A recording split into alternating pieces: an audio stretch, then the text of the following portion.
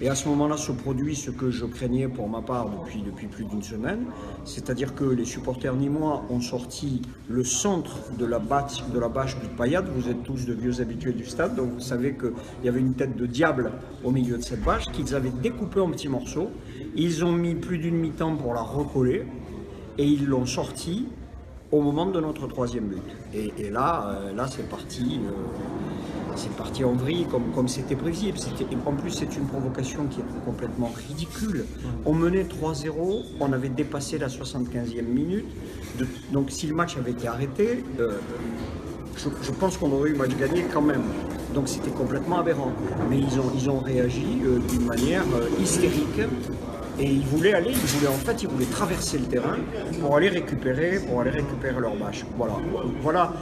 Tout est parti, si vous voulez, d'un incident technique, mais qui n'est pas un incident, c'est-à-dire que la sortie de secours a joué son rôle de sortie de secours. Et deux, quand les supporters nîmois ont cru intelligent de sortir uniquement le centre de la bâche qui avait été volée avant l'été dans le local des supporters de But Payade. Alors d'abord, pour ce qui nous concerne, nous allons avoir au moins 30 000 € d'amende, compte tenu du nombre de pétards, de pots de fumée, tout ça que nos supporters ont cru intelligent d'utiliser, ce qui est une aberration totale.